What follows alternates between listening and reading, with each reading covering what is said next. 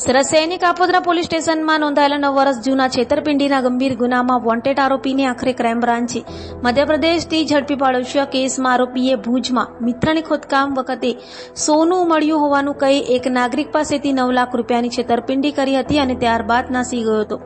ફરિયાદીને 1 kilo જેટલી બનાવટી પીળી ધાતુની બિસ્કીટ આપી ફરાર થઈ ગયો હતો. ક્રાઇમ બ્રાન્ચ પાસેથી મળતી માહિતી મુજબ વર્ષ 2016માં સુરતના કાપોદ્રા વિસ્તારમાં રહેતા ધર્મેશભાઈ બાલુભાઈ રામાણી મજૂરીનો ધંધો કરતા હતા. તેમની સાથે કામ કરવા આવેલા મહેશ ડેડુએ તેમને લલચાવતી વાત કરી કે કચ્છના ભુજ વિસ્તારમાં ખોદકામ દરમિયાન તેના મિત્રને સોનું મળ્યું છે જે તે સસ્તામાં વેચવા ઈચ્છે છે. આવી લોભામણી વાતોથી મહેશ ડેડુએ ફરિયાદી ધર્મેશભાઈ સાથે પોતાના સાગીરીતને ફોન પર વાત કરાવી અને ઓરિજિનલ સોનાનો નમૂનો આપી વિશ્વાસ જીત્યો. ત્યારબાદ તેણે વધુમાં 1 કિલો જેટલી બનાવટી પીળી ધાતુની બિસ્કીટ આપી અને તેના બદલામાં ફરિયાદી પાસેથી 9 લાખ રૂપિયા મેળવી લીધા હતા.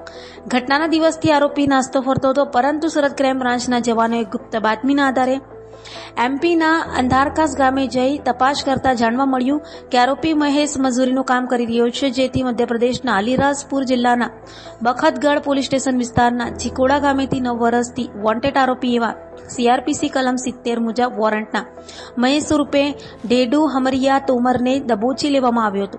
હાલ આરોપીને કાયદેસરની કાર્યવાહી માટે કાપોદ્રા પોલીસ સ્ટેશનના હવાલે કરાયો છે.